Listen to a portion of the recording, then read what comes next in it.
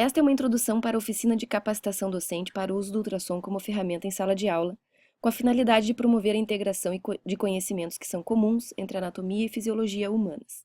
Diferentemente do que o médico radiologista faz depois de anos de formação, cujo compromisso está na descrição minuciosa, topográfica e muito ligado ao raciocínio diagnóstico, aqui em sala de aula usaremos conceitos básicos, sem finalidade de exame ou de conclusão diagnóstica. Os princípios do ultrassom serão utilizados única e exclusivamente para melhorar a compreensão dos temas comuns entre as atividades acadêmicas de anatomia e fisiologia nos cursos da área da saúde. Imagino que olhando para esse raio-x você deva estar desconfortável, pois não é dessa forma que olhamos para esse exame. Assim, quando o colocamos na posição padrão, fica muito mais fácil e quase que automático identificar as estruturas do tórax, assim como fica muito mais fácil identificarmos o que não está normal, como o ápice do pulmão direito nesse caso. O mesmo raciocínio serve para o ultrassom. Há um método para interpretarmos a imagem. Esse método é padronizado, de modo que fica fácil e quase automático o reconhecimento das estruturas a partir das janelas ultrassonográficas, quando é seguida uma orientação padronizada. E qual é essa orientação? Então, próximo ao transdutor, que é a parte mais nobre do ultrassom, próximo ao transdutor, o transdutor está aqui tocando na pele. Então, próximo ao transdutor, temos as estruturas mais superficiais. E no bordo inferior da tela, longe do transdutor, teremos as estruturas mais profundas, ou mais inferiores. Agora resta saber o que teremos em cada lado da tela, do lado esquerdo e do lado direito da tela. Para isso é importante sabermos que toda tela de ultrassom tem um marcador que orienta a direção. Nesse caso, o marcador é a própria marca do aparelho, aqui representado pelo símbolo GE, mas pode ser uma bolinha verde ou uma letra colorida. Por convenção, esse marcador deve ficar sempre à esquerda da tela. Guarde bem esse detalhe. Assim, olhando para a tela, teremos a esquerda e a direita. O que isso significa na pessoa examinada vai depender da orientação. Vários equipamentos portáteis têm sido desenvolvidos e estão disponíveis no mercado. O que a Unicinos adquiriu foi o Logic E da GE. Todos os equipamentos do mundo seguem a mesma lógica de orientação. Para começar a falar da orientação no ultrassom, é importante relembrar alguns planos anatômicos. Aqui vemos o plano longitudinal ou sagital, aqui vemos o plano transversal e aqui vemos o plano coronal. Esses são os principais planos em que o transdutor ou probe do ultrassom será posicionado. Esse é um probe, ou transdutor, que é a parte mais nobre do equipamento, e mais adiante você vai saber o porquê disso. Todo transdutor tem um marcador. Pode ser um risco, uma seta, uma saliência em um dos lados do transdutor. E ele deve estar sempre alinhado com o marcador da tela. Lembra do detalhe que falei para guardar? Por convenção, o marcador da tela fica sempre à esquerda da tela. E também por convenção, o marcador do transdutor vai apontar para a cabeça da pessoa examinada, no plano longitudinal ou no plano coronal, ou para a direita da pessoa examinada, no plano transversal. Isso acontece porque o transdutor tem um sentido de disparo. E é por esse motivo que vamos conseguir nos orientar olhando para a imagem da tela em relação ao examinado. Assim, a esquerda da tela equivale à direção que o marcador está apontando. Vemos nessa figura dois planos, o longitudinal e o transversal. Agora coloco o ultrassom com o marcador apontando para a direita, para a cabeça dessa paciente, no plano longitudinal, e o transdutor apontando então para a direita no plano transversal. Aqui vemos um clipe que está em loop para tentarmos nos orientar. Então, próximo ao transdutor estão as estruturas superficiais, e no limite da tela estão as estruturas mais profundas.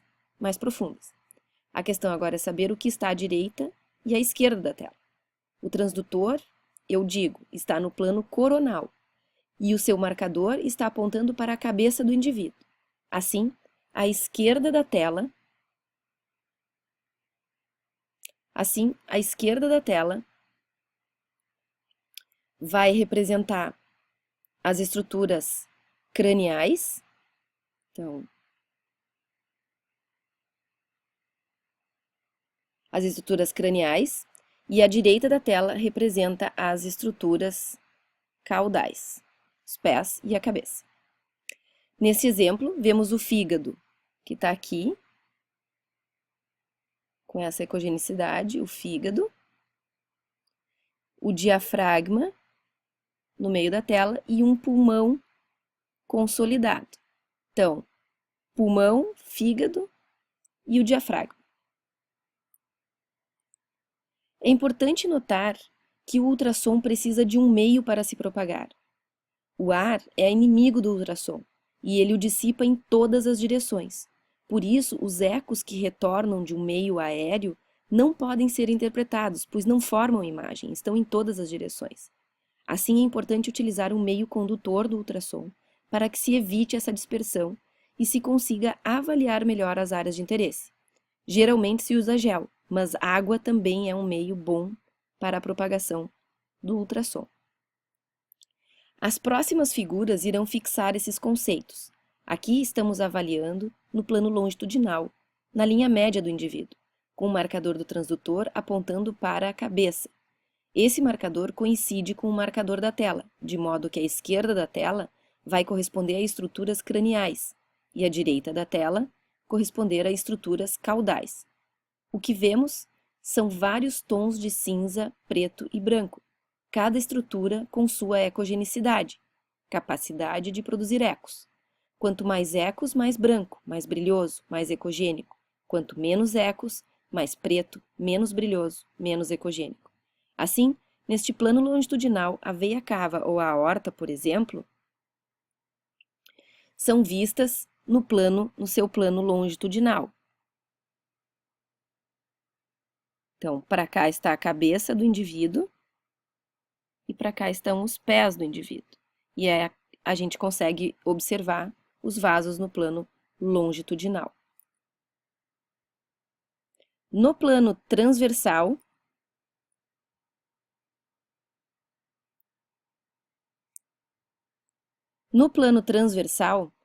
com o marcador do transdutor, ele aponta para a direita do indivíduo e corresponde ao marcador do ultrassom que fica à esquerda da tela. Direita do indivíduo, esquerda da tela. Agora temos estruturas superficiais, próximos ao transdutor, e as profundas distais ao transdutor, como dito antes. A esquerda da tela corresponde ao marcador do transdutor, que aponta por convenção para a direita do indivíduo. E assim teremos na esquerda da tela a direita do indivíduo, direita e esquerda.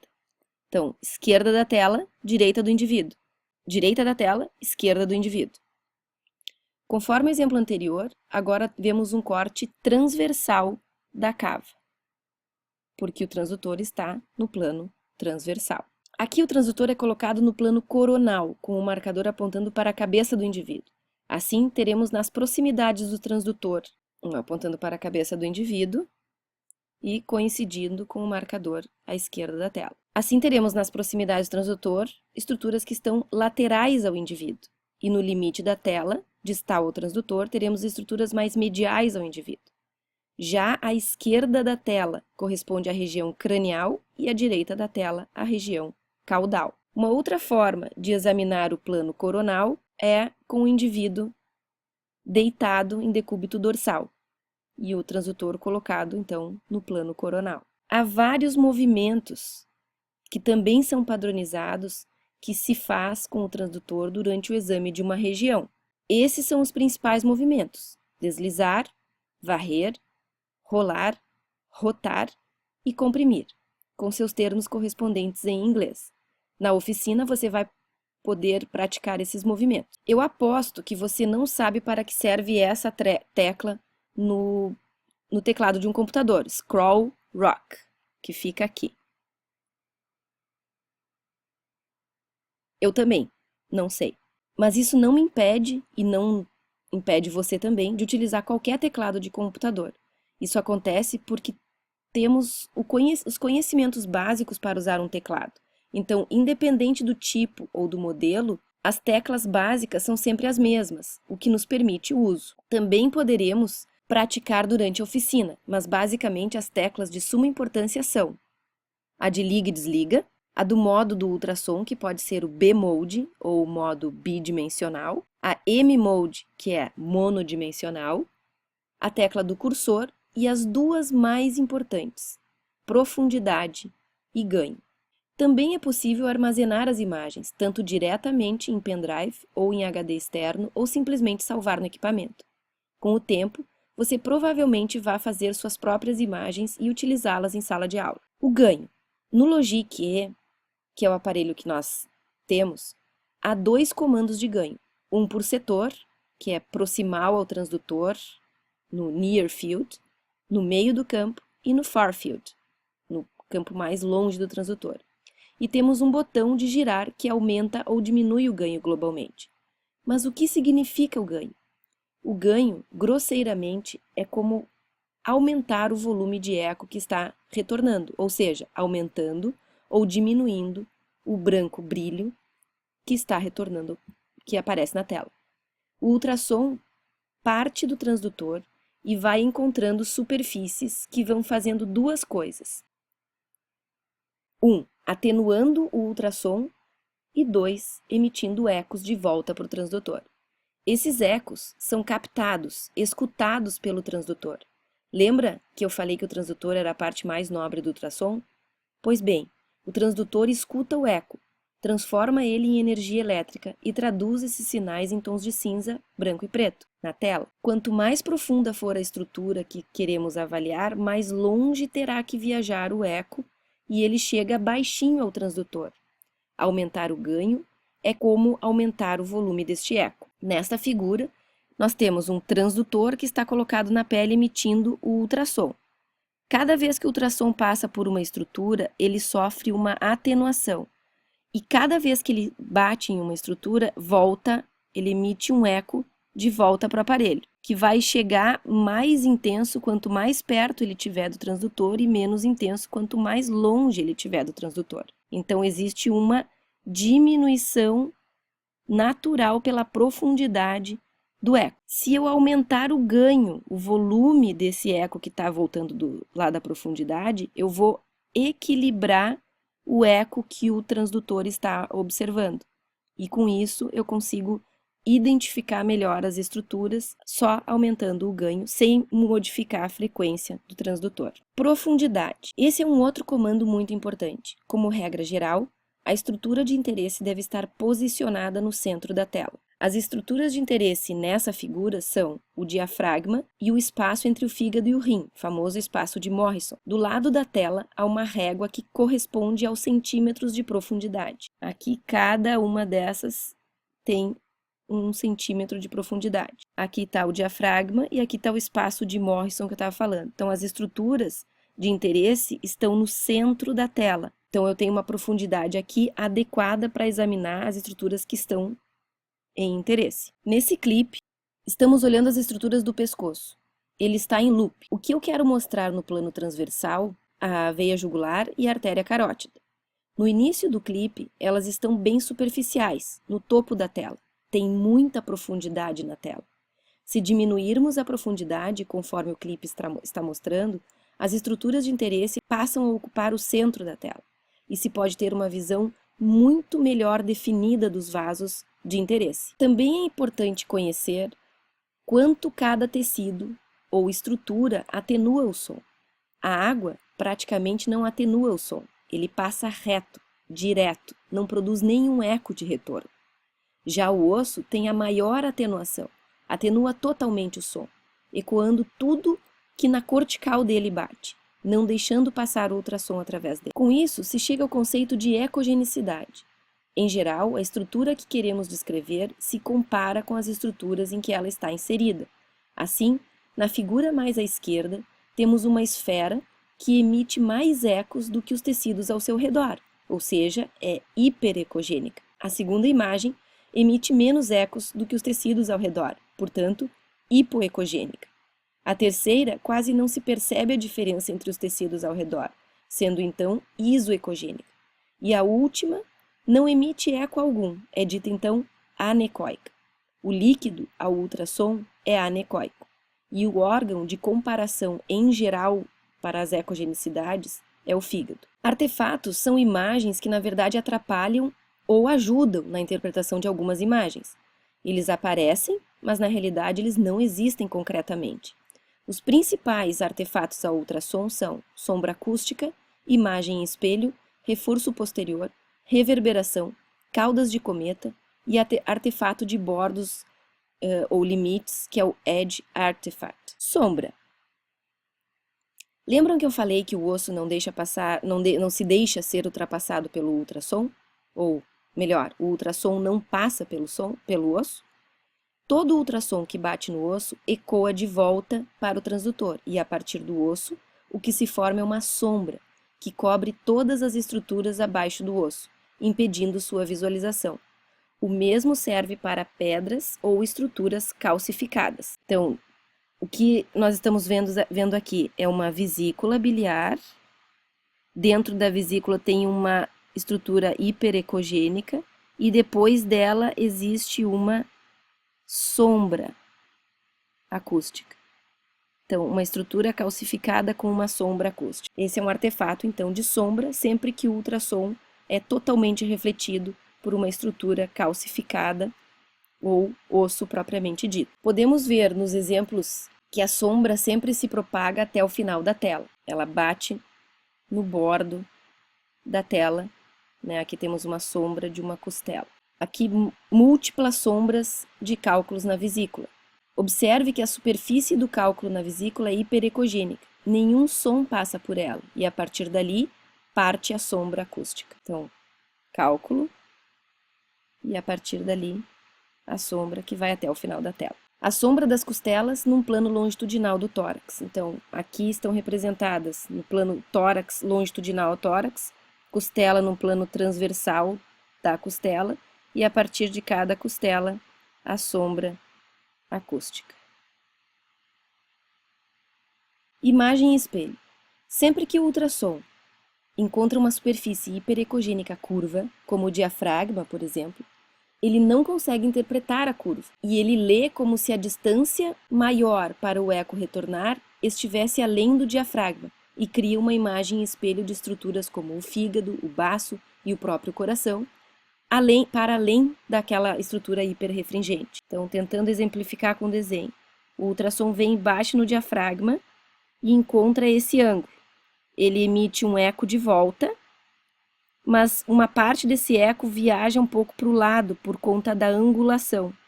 Ao invés do ultrassom interpretar como a imagem como estando acima do diafragma, ele vai calcular essa distância que ele viajou antes de retornar para o transdutor, como se essa imagem estivesse deste lado. Então, ele vai construir uma outra imagem de fígado em ecogenicidade muito semelhante, que na verdade não existe. A imagem em espelho é um achado normal. Não significa que a pessoa tenha 2 fígados, ou 2 baços, ou 2 corações. Nessa imagem, você vê um fígado com nódulos hiperecogênicos que aparecem do outro lado do diafragma. Essa imagem não existe concretamente, esse nódulo aqui embaixo. Esse existe, está no fígado. Esse é uma imagem em espelho. À esquerda da tela, vemos a imagem em espelho do fígado. E na imagem da direita, vemos tudo preto acima do diafragma. Diafragma, fígado, e aqui está tudo preto. Preto a ultrassom é líquido, lembram que eu falei? Aqui a imagem em espelho foi apagada por um conteúdo no espaço pleural, que agora o eco consegue identificar. Há um derrame pleural nessa condição. Assim, aparecer imagem em espelho é normal. Nem sempre conseguimos ver, mas quando aparece, significa que o tórax, ou a região acima do diafragma, está normal. Esta é a imagem de uma bexiga no plano transversal. Ela está bem no topo da tela, então a gente poderia melhorar um pouco a profundidade. Logo abaixo dela há uma área mais brilhosa, mais ecogênica do que nos lados. Essa área mais brilhosa se chama reforço posterior. Essa área mais brilhosa se chama reforço posterior. Tá posterior à bexiga. Então, lembra que eu falei que aqui é mais anterior ou superficial e aqui é mais profundo ou inferior? Pode ser, então, posterior à bexiga. E ocorre sempre que uma estrutura cheia de líquido é vista a ultrassom. Pois lembre, o som passa reto pelo líquido, não se atenua, como acontece nos lados da bexiga. Aqui o som vem passando dos lados da bexiga e vem se atenuando. Quando ele passa pela bexiga, que ele bate aqui e passa, ele passa reto aqui para baixo. Então, esse passar reto chega mais intenso e causa esse brilho maior posteriormente à bexiga. Esse é o reforço posterior. São ecos mais intensos do que nos lados. Aqui também se percebe, então, claramente o reforço posterior. Outro artefato importante é o de reverberação. Nesse caso, temos a pele e a linha pleural entre duas costelas. O ultrassom passa a pele e vai atravessando os tecidos até ser bem atenuado pela pleura, que vai emitir um eco. Esse eco volta, o ultrassom vem, bate na pele, segue, bate na pleura, que é essa linha entre as duas costelas. Quando ele bate na pleura, ele emite um eco de volta, que vai lá para o transdutor. Só que ele também bate na pele de volta, e aí a pele ecoa de volta nesse sentido. E ele vai ficar, então, batendo na pleura e batendo na pele, reverberando, infinitamente. Cada vez que ele faz essa distância, que ele vem e bate na pleura, volta para o transdutor, e bate na pele de novo, e volta para a pleura, e bate na pele, e volta para a pleura, ele vai desenhando linhas paralelas como se fossem todas a mesma distância da pele até a pleura. Então, essa distância aqui é igual a essa distância aqui, que é igual a essa distância, que é igual a essa distância, que é igual a essa distância. Caudas de cometa também são artefatos de reverberação, porém aparecem verticalmente na tela.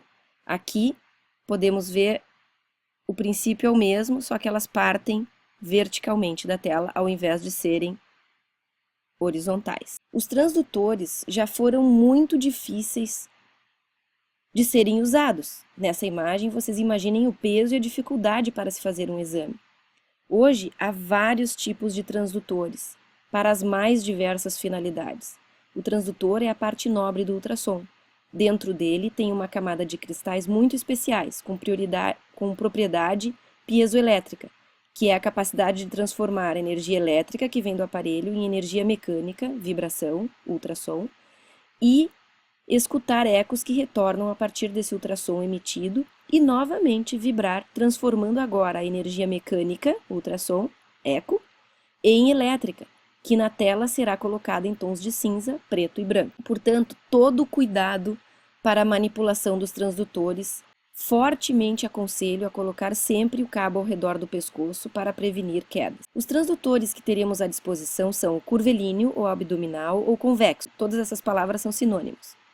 Ele tem uma frequência baixa, de 1 a 5 MHz, e ele tem esse formato do footprint, curvo como ele é curvo. E ele serve para avaliar estruturas profundas. Guarde isso. Baixa frequência de onda tem grande alcance ou grande profundidade, porém menor definição. Logo, esse tipo de transdutor é bom para órgãos mais profundos.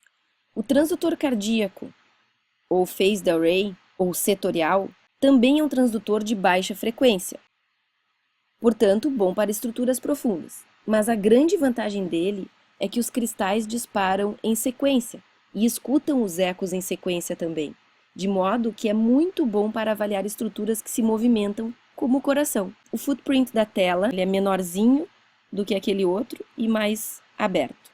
O transdutor endocavitário é um transdutor de alta frequência que serve para avaliar estruturas internas, orofaringe, transvaginal, transretal, e o footprint tem essa configuração na tela. Então ele é bem curvo e com uma grande abertura. O transdutor linear é um transdutor de alta frequência, vai de 6 a 15 MHz, e lembrem, alta frequência de onda tem excelente resolução, porém pouca profundidade. Serve para avaliar estruturas superficiais como vasos, articulações, músculos, ligamentos, nervos, e o footprint da tela é muito facilmente reconhecido, pois ele é totalmente linear, reto. Novamente, não teremos o compromisso da perfeição e da riqueza de detalhes que profissionais altamente capacitados com longa formação devem ter. Mas não significa que não possamos fazer arte com essa poderosa ferramenta. São muitas informações, mas quando iniciarmos a prática em sala de aula, esses conhecimentos estarão mais sedimentados e gradualmente serão incorporados. Ninguém pode tirar da gente aquilo que se aprende. E melhor ainda, quando se pode aprender com diversão.